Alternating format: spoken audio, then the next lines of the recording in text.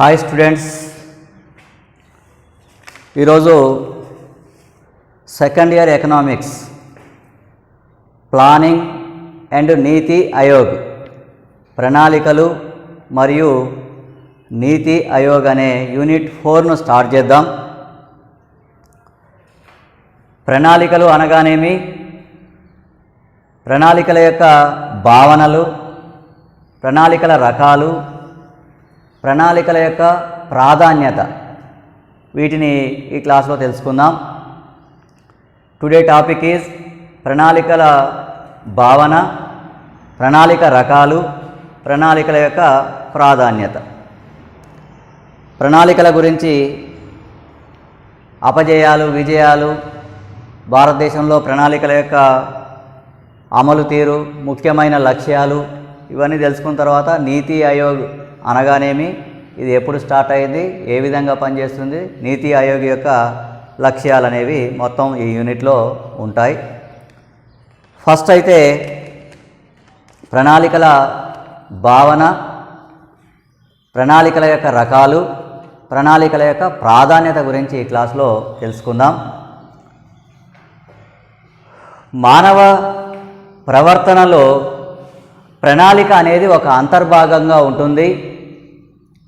ఎందుకంటే ప్రతిరోజు మనం నిర్వహించవలసిన కార్యక్రమాలు ఉదయం లేచిన కాడి నుంచి రాత్రి పడుకునే వరకు ఈరోజు చేయవలసిన పనులు ఒకదాని తర్వాత మరొకటి ఎలా చేయాలని మనం అనుకుంటూనే ఉంటాం.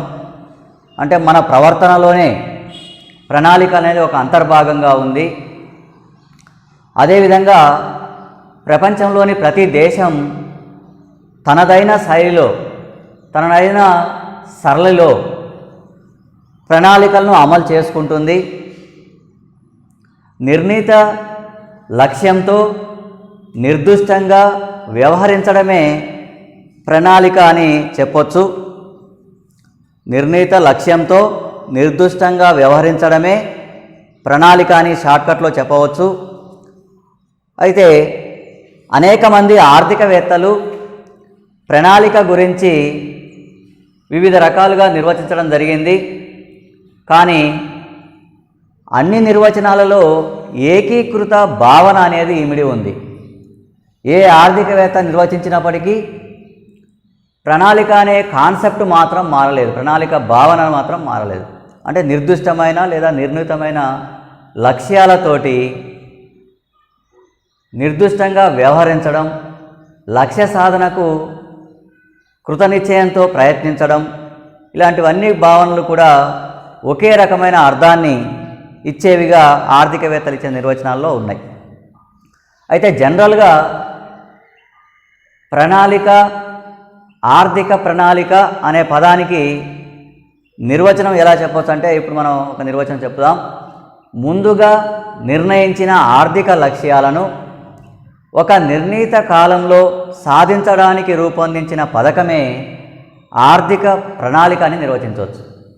ముందుగా నిర్ణయించిన ఆర్థిక లక్ష్యాలను ఒక నిర్ణీత కాలంలో సాధించడానికి రూపొందించిన పథకమే ఆర్థిక ప్రణాళిక.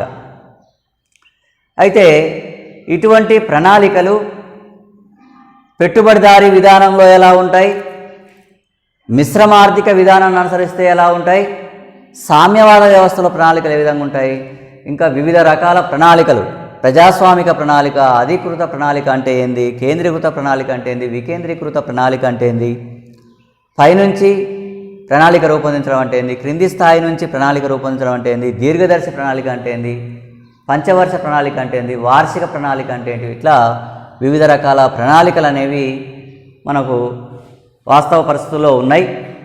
వాటి గురించి ఒక్కొక్క దాని గురించి తెలుసుకుందాం.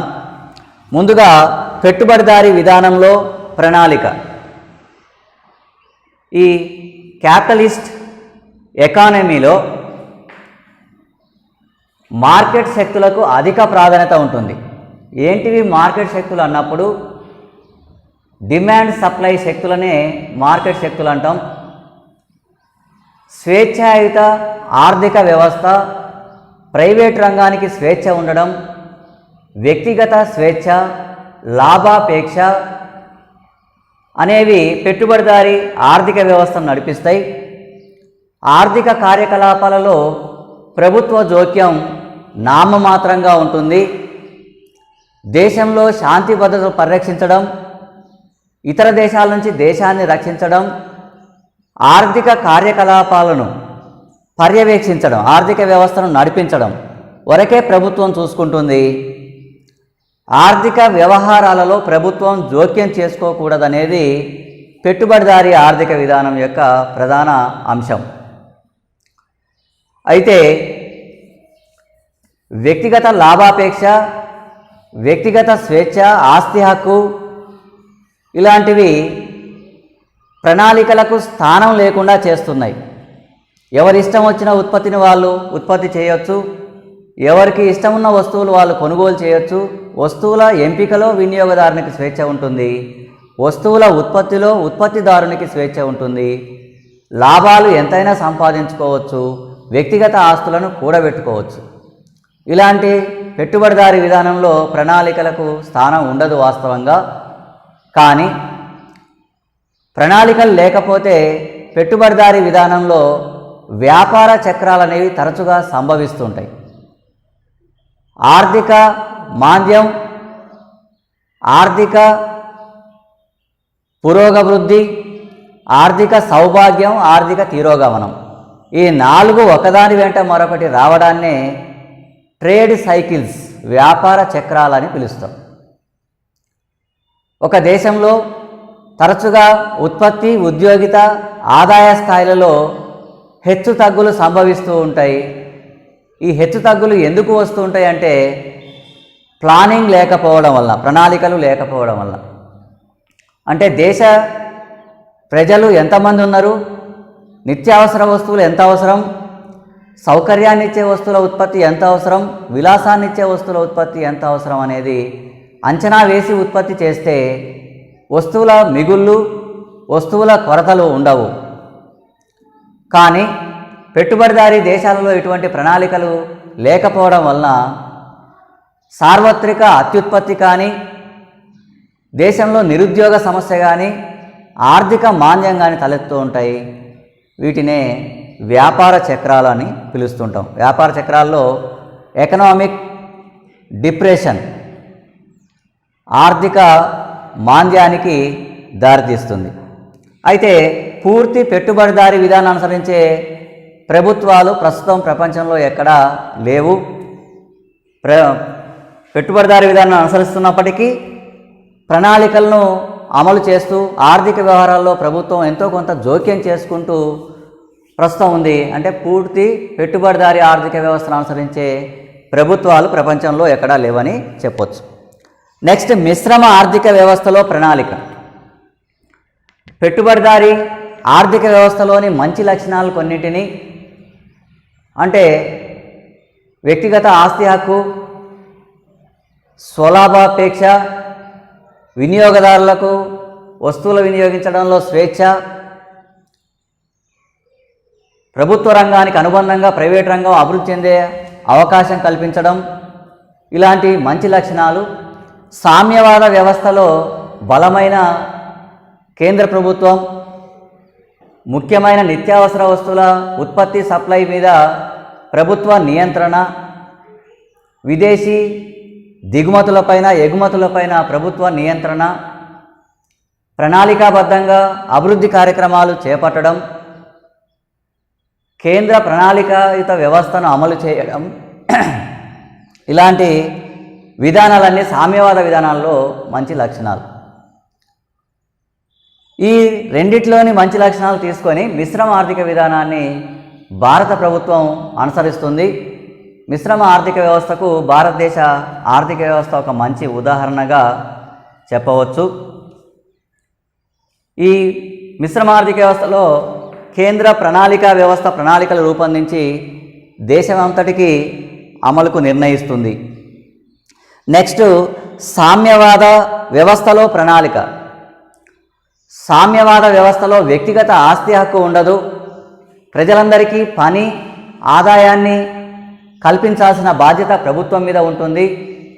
ఆస్తులన్నీ సామాజిక ఆస్తులుగా ప్రభుత్వ ఆధీనంలో ఉంటాయి.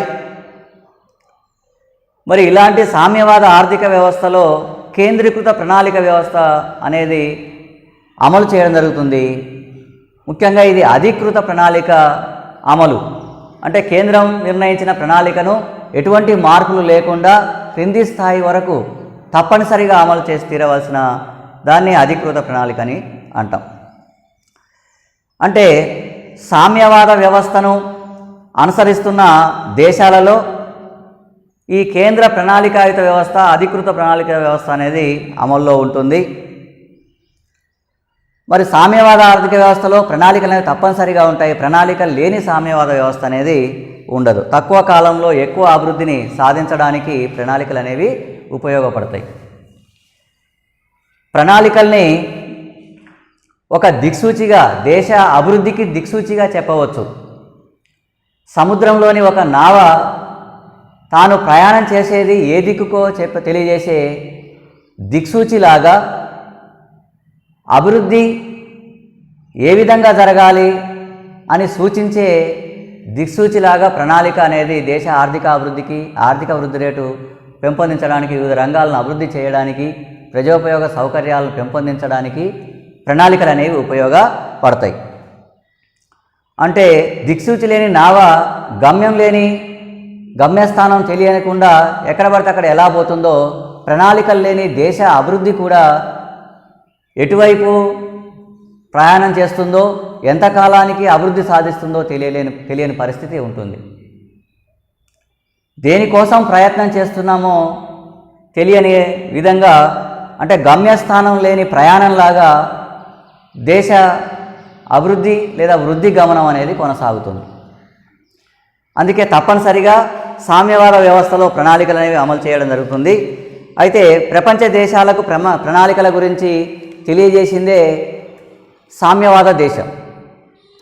United States of Soviet Russia 1917లో మొట్టమొదట ప్రణాళికలను ప్రారంభించి తక్కువ కాలంలో ఎక్కువ అభివృద్ధిని సాధించి చూపించడం జరిగింది. ప్రపంచ దేశాలు ఈ విషయాన్ని గమనించిన తర్వాత ఈ ప్రణాళికా విధానాన్ని నేడు ప్రతి దేశం అవలంబించడం అనేది కూడా జరుగుతుంది. నెక్స్ట్ ప్రజాస్వామిక ప్రణాళిక, అధీకృత ప్రణాళిక. దీన్నే డెమోక్రాటిక్ ప్లానింగ్, అథారిటేరియన్ ప్లానింగ్ అని రెండు రకాలుగా చెప్పొచ్చు.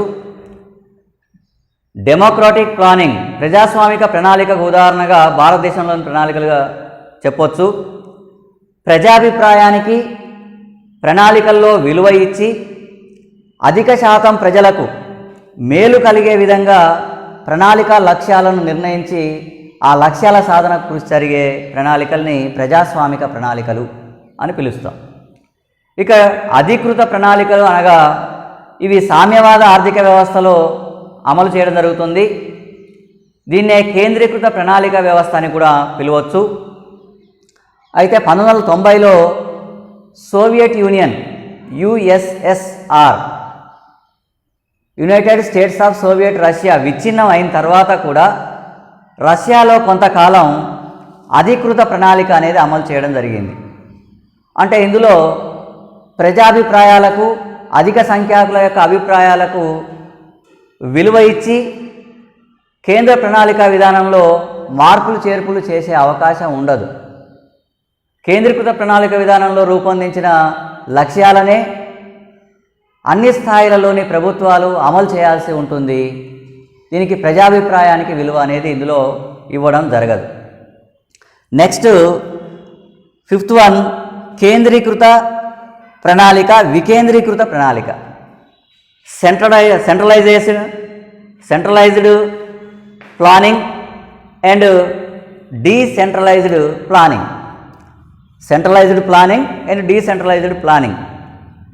కేంద్రీకృత ప్రణాళిక వ్యవస్థ అనేది రష్యాలో, సామ్యవాద దేశాల్లో మనం చూడొచ్చు.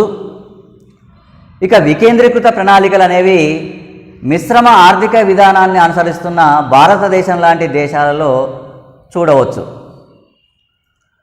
అయితే వికేంద్రీకృత ప్రణాళిక అంటే ఏంది అన్నప్పుడు విధానపరమైన నిర్ణయాలు, ప్రణాళిక వ్యయాన్ని నిర్ణయించి వివిధ యూనిట్లకు అమలులో స్వేచ్ఛనిస్తుంది. అంటే కేంద్ర ప్రణాళికా సంఘం 5 సంవత్సరాల కాలంలో సాధించాల్సిన లక్ష్యాలను నిర్ణయించి ఆ లక్ష్య సాధనకు అమలుకు వనరులను కేటాయించి కింది స్థాయిలో వివిధ యూనిట్లలో ఆ లక్ష్య సాధనకు అమలు చేయడంలో మార్గానికి మాత్రం స్వేచ్ఛ కల్పిస్తుంది. అంటే లక్ష్య సాధనకు దాని అమలుకు మార్గాలు వేరువేరుగా క్రింది స్థాయిలో చూసుకోవడానికి అవకాశం ఉండేది వికేంద్రీకృత ప్రణాళిక. లక్ష్య సాధనకు కావాల్సిన మార్గాలు తానే సూచించి వనరులు కేటాయించి ఆ మార్గంలోనే లక్ష్యాలు సాధించాలని చెప్పేది కేంద్రీకృత ప్రణాళిక. అంటే అమలు విషయంలో స్వేచ్ఛ లేనిది కేంద్రీకృత ప్రణాళిక, ప్రణాళిక అమలు విషయంలో స్వేచ్ఛ ఉండేది వికేంద్రీకృత ప్రణాళిక అని చెప్పవచ్చు. నెక్స్ట్ 6th వన్, పై నుండి క్రింది నుండి రూపొందించే ప్రణాళికలు. పై స్థాయి నుంచి క్రింది స్థాయి నుంచి రూపొందించే ప్రణాళికలు. Planning from above and below అని చెప్పవచ్చు దీన్ని. అంటే కేంద్ర ప్రణాళికా సంఘం దేశవ్యాప్తంగా అవసరమైన ప్రణాళికలు రూపొందిస్తుంది. కానీ రాష్ట్ర ప్రణాళికా సంఘం జిల్లా స్థాయిలో, బ్లాక్ స్థాయిలో, మండల స్థాయిలో, గ్రామ స్థాయిలో ప్రణాళికలు రూపొందించి రాష్ట్ర ప్రణాళికా సంఘానికి పంపి రాష్ట్ర ప్రభుత్వాలు కేంద్ర ప్రణాళికా సంఘానికి ప్రతిపాదనలు పంపితే, ప్రణాళిక యొక్క లక్ష్యాలకు సంబంధించిన వనరుల కేటాయింపుకు సంబంధించిన ప్రతిపాదనలు పంపితే దాని ఆధారంగా కేంద్ర ప్రణాళిక సంఘం ప్రణాళికలు రూపొందించినట్లయితే దాన్ని క్రింది స్థాయి నుంచి రూపొందించే ప్రణాళిక అంటాం. అంటే గ్రామ, మండల, బ్లాకు, జిల్లా, రాష్ట్ర స్థాయిలో ప్రణాళికలు రూపొందించబడి ఆ తర్వాత కేంద్ర ప్రణాళికా సంఘం దాని ఆధారంగా ప్రణాళిక రూపొందిస్తే కింది స్థాయి ప్రణాళిక అంటాం. దీన్నే వికేంద్రీకృత ప్రణాళిక అని కూడా పిలవచ్చు. అట్లా కాకుండా స్థానిక అవసరాలు, స్థానిక వనరులు దృష్టిలో పెట్టుకోకుండా దేశవ్యాప్తంగా ఒకే రకమైన ప్రణాళిక విధానాలను, లక్ష్యాలను రూపొందిస్తే దాన్ని పై స్థాయి నుంచి రూపొందించే ప్రణాళికగా చెప్పవచ్చు. అంటే పై స్థాయి నుంచి రూపొందించే ప్రణాళికను కేంద్రీకృత ప్రణాళిక అనొచ్చు, క్రింది స్థాయి నుంచి రూపొందించే ప్రణాళికను వికేంద్రీకృత ప్రణాళిక అని పిలవచ్చు. నెక్స్ట్ 7వది దీర్ఘదర్శి ప్రణాళిక మరియు వార్షిక ప్రణాళిక. దీర్ఘదర్శి ప్రణాళికనే పర్స్పెక్టివ్ ప్లానింగ్ అని, వార్షిక ప్రణాళికలనే యాన్యువల్ ప్లానింగ్ అని పిలుస్తాం. 15 నుండి 20 సంవత్సరాల కాల వ్యవధిలో సాధించాల్సిన లక్ష్యాలను నిర్ణయించి రూపొందించే స్థూల ప్రణాళికనే దీర్ఘదర్శి ప్రణాళిక అంటాం. ఈ 20 సంవత్సరాల కాల వ్యవధిలో సాధించాల్సిన లక్ష్యాలను 3 సంవత్సరాలు కానీ 5 సంవత్సరాల కాల వ్యవధికి సంబంధించిన ప్రణాళికలను రూపొందించి దీర్ఘదర్శి ప్రణాళికలోని లక్ష్యాలు సాధించడానికి పంచవర్ష ప్రణాళికలో సాధన 5 సంవత్సరాలకు ఒకసారి ఏ మేరకు సాధించాలి అనే లక్ష్యాన్ని నిర్ణయిస్తారు. ఈ 5 సంవత్సరాలకు ఒకసారి సాధించాల్సిన లక్ష్యాలు నిర్ణయించే పంచవర్ష ప్రణాళికలో అంతర్భాగంగా వార్షిక ప్రణాళికలు ఉంటాయి. అంటే దీర్ఘదర్శి ప్రణాళికలో అంతర్భాగంగా పంచవర్ష ప్రణాళికలు, పంచవర్ష ప్రణాళికలో అంతర్భాగంగా వార్షిక ప్రణాళికలు. అంటే ఒక 20 సంవత్సరాల కాలం కలిగిన దీర్ఘదర్శి ప్రణాళికలో 4 పంచవర్ష ప్రణాళికలు, ఈ 4 పంచవర్ష ప్రణాళికలో అంతర్భాగంగా 20 వార్షిక ప్రణాళికలు అనేవి అమలు చేయడం జరుగుతుంది. అంటే 1 సంవత్సర కాలానికి ప్రణాళిక లక్ష్యాన్ని నిర్ణయించుకొని వార్షిక ప్రణాళికలను తయారు చేయడం జరుగుతుంది. అంటే 5 సంవత్సరాల కాలంలో 50% వృద్ధి రేటును, జాతీయ ఆదాయం 50% పెరగాలని నిర్ణయిస్తే ప్రతి సంవత్సరం 10% ఆర్థిక వృద్ధి రేటు లక్ష్యాన్ని నిర్ణయించుకోవడం జరుగుతుంది. లేకపోతే ఒక సంవత్సర కాలం 5 సంవత్సరాల కాలంలో 40% జాతీయ ఆదాయం పెరగాలి, ఆర్థిక వృద్ధి రేటు జీడిపి పెరగాలి అనుకుంటే వార్షిక ప్రణాళికలో 8% లక్ష్యాన్ని నిర్ణయించుకోవడం జరుగుతుంది. జీడిపిలో గ్రోత్ రేటు 8% నిర్ణయించుకోవడం జరుగుతుంది. అంటే పంచవర్ష ప్రణాళిక లక్ష్యాలను స్వల్పకాలికంగా విభజించి వార్షిక ప్రణాళికలో నిర్ణయించుకొని ఒక సంవత్సర కాలంలో సాధించాల్సిన లక్ష్యాలు, వాటికి సంబంధించిన వనరుల కేటాయింపు మొదలగున్న వివరాలను వార్షిక ప్రణాళికలో ఇవ్వడం జరుగుతుంది. వార్షిక ప్రణాళిక ఆర్థిక కార్యకలాపాల సూచికగా గుర్తించబడుతుంది. వార్షిక ప్రణాళిక అనేది ఆర్థిక కార్యకలాపాల సూచికగా గుర్తించబడుతుంది. అంటే ఏ విధంగా పనిచేస్తుంది, ఆర్థిక వ్యవస్థ ఏ విధంగా పురోగమిస్తుంది అనేది, అంటే వర్క్షీట్ అన్నట్టు. వార్షిక ప్రణాళిక అనేది ఆర్థిక కార్యకలాపాలకు ఒక వర్క్షీట్ లాగా, సూచికగా గుర్తించబడుతుంది. ఇవి ప్రణాళికలలో రకాలు. నెక్స్ట్, ప్రణాళికల యొక్క ప్రాధాన్యత. పంచవర్ష ప్రణాళికలు మన దేశంలో అమలు చేస్తున్నారు. రష్యా లాంటి దేశాల్లో సప్తవర్ష ప్రణాళికలు 7 సంవత్సరాల కాలానికి, కొన్ని దేశాల్లో 3 సంవత్సరాలు, కొన్ని దేశాల్లో 4 సంవత్సరాల కాలానికి ప్రణాళికలు అనేవి అమలు జరుగుతున్నాయి. 7 సంవత్సరాల కాలానికి అమలు జరిగితే సప్తవర్షం అని, తర్వాత 5 సంవత్సరాల కాలానికి అమలు జరిగితే పంచవర్ష అని పిలవడం జరుగుతుంది. అంటే 5 సంవత్సరాల కాల వ్యవధికి సంబంధించిన ప్రణాళికలు. మరి ప్రణాళికల యొక్క ఇంపార్టెన్స్, ప్రాధాన్యత తీసుకుంటే అన్ని రకాల ఆర్థిక సమస్యల నివారణకు సర్వరోగ నివారణగా ఆర్థిక ప్రణాళికను గుర్తించడం జరుగుతుంది. అంటే ఆర్థిక వ్యవస్థలో ఎటువంటి సమస్య వచ్చినా ఆ సమస్యను పరిష్కరించడానికి ప్రణాళికలు అనేవి ఉపయోగపడతాయి అనే విధంగా ఆర్థికవేత్తలు భావిస్తున్నారు. వ్యవసాయ రంగం వెనుకబడ్డ ప్రణాళికల ద్వారానే దాని అభివృద్ధి కృషి చేయాలి. పారిశ్రామిక రంగం వెనుకబడ్డ ప్రణాళికల ద్వారా కృషి చేయాలి. సేవా రంగం వెనుకబడ్డ ప్రణాళికల ద్వారా కృషి చేయాలని అవసరం ఉంది. మరి ఇలాంటి ప్రణాళికల యొక్క ప్రాధాన్యతను కొన్ని ముఖ్యమైన అంశాల ఆధారంగా చెప్పవచ్చు. మొదటిది, జాతీయ వనరులను, అంటే భారతదేశంలో ఉండే సహజ వనరులను సామాజిక ఆర్థిక అవసరాలకు అనుగుణంగా ఉపయోగించడానికి, ప్రణాళికలు సమర్థవంతంగా ఉపయోగించుకోవడానికి, వృధా కాకుండా అభిలషణీయంగా ఉత్పత్తి సాధించడానికి ఈ ప్రణాళికలు ఉపయోగపడతాయి. అదేవిధంగా వ్యవసాయ పారిశ్రామిక రంగాలలో ఆర్థిక వృద్ధి రేటు, అభివృద్ధి రేటు అధికంగా ఉండడానికి సహాయపడతాయనేది చెప్పవచ్చు. ప్రణాళికలు అనేవి వ్యవసాయ పారిశ్రామిక రంగాలలో అభివృద్ధి రేటు అధికంగా ఉండడానికి సహాయపడతాయి. నెక్స్ట్ ఇంకొకటి ఏంటంటే, ఉపాధి కల్పన ద్వారా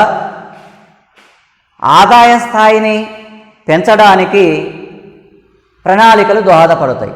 దేశంలో ఉన్న ప్రజలకు ఉపాధి అవకాశాలను పెంపొందించి ప్రజల ఆదాయ వనరులను పెంపొందించడానికి, ఆదాయ స్థాయిని పెంచడానికి ప్రణాళికలు దోహదపడతాయి. అదేవిధంగా దేశ జనాభాలో అధిక శాతం ప్రజలకు ఆర్థిక భద్రతను కల్పించడానికి ప్రణాళికలు ఉపయోగపడతాయి. దేశ జనాభాలో అధిక శాతం ప్రజలకు ఆర్థికంగా భద్రత కల్పించడానికి ఈ ప్రణాళికలు అవకాశాన్ని కల్పిస్తాయి. అదేవిధంగా సంతులిత ప్రాంతీయ అభివృద్ధికి ప్రణాళికల ద్వారా నిధుల కేటాయింపు చేసి సక్రమంగా అన్ని ప్రాంతాలు సమానంగా అభివృద్ధి చేయడానికి ప్రణాళికలు అనేవి సహాయపడతాయి. ప్రణాళికలు సమర్థవంతంగా అన్ని ప్రాంతాలను సమానంగా అభివృద్ధి చేయడానికి ఉపయోగపడతాయని చెప్పవచ్చు. అంటే దేశంలోని కొన్ని పట్టణ ప్రాంతాలు అభివృద్ధి చెంది కొన్ని మారుమూల ప్రాంతాలు వెనుకబడి ఉండకుండా అన్ని ప్రాంతాలకు పెట్టుబడి వనరులు సక్రమంగా పోవడానికి ప్రణాళికల ద్వారా కేటాయింపులు జరిపి ప్రాంతీయ సమానాభివృద్ధికి ప్రణాళికలు దోహదపడతాయని చెప్పవచ్చు. ఆర్థిక వ్యవస్థకు దీర్ఘకాలిక ప్రయోజనాలను ప్రణాళికలు కల్పిస్తాయి. ఆర్థిక వ్యవస్థకు దీర్ఘకాలిక ప్రయోజనాలను ప్రణాళికలు సమకూరుస్తాయని చెప్పవచ్చు. తర్వాత ప్రజలందరికీ సమాన అవకాశాలు, సామాజిక సమానత్వం, సామాజిక భద్రత, సామాజిక న్యాయం అందజేయడానికి ప్రణాళికలు శక్తివంతమైన సాధనాలుగా చెప్పవచ్చు. ప్రజలందరికీ సమాన అవకాశాలు, సామాజిక సమానత్వం, సామాజిక భద్రత, సామాజిక న్యాయం అందజేయడానికి ప్రణాళికలు అనేవి శక్తివంతమైన సాధనాలుగా చెప్పవచ్చు. ప్రణాళికల ద్వారా చాలా దేశాలు వివిధ రంగాలలో వృద్ధి రేటును పెంపొందించుకున్నాయి. అదేవిధంగా దేశంలోని పొదుపు పెట్టుబడుల మధ్య సమతౌల్యాన్ని సాధించి వ్యాపార చక్రాలను అదుపు చేయడానికి కూడా ప్రణాళికలు ఎంతో దోహదపడతాయి. మనం ఇంతకుముందు చెప్పుకున్నాం, పెట్టుబడిదారీ విధానంలో ప్రణాళికలు లేకపోవడం వల్ల తరచుగా వ్యాపార చక్రాలు వస్తాయని, సార్వత్రిక అత్యుత్పత్తి, నిరుద్యోగిత, ఆర్థిక మాంద్యం అనేది తలెత్తుంటుందని. మరి ఇలాంటివి రాకుండా ఉండాలంటే దేశంలోని పొదుపు మొత్తం పెట్టుబడులుగా మారాలి. ఉత్పత్తి అయిన వస్తువులు వినియోగం జరగాలి. పొదుపు పెట్టుబడుల మధ్య సమతౌల్యాన్ని సాధించి వ్యాపార చక్రాలను అదుపు చేయడానికి ప్రణాళికలు ఎంతో దోహదపడతాయి. అంతేకాకుండా భవిష్యత్తు తరాల అవసరాలను దృష్టిలో ఉంచుకొని ఉత్పాదక వనరులను వృధా చేయకుండా పొదుపుగా వినియోగించుకోవడానికి ప్రణాళికలు తోడ్పడతాయి. భవిష్యత్ తరాల యొక్క అవసరాలను దృష్టిలో ఉంచుకొని ఉత్పాదక వనరులను వృధా చేయకుండా పొదుపుగా వినియోగించుకోవడానికి, అభిలషణీయంగా ఉత్పత్తిని సాధించడానికి ప్రణాళికలు ఉపయోగపడతాయి.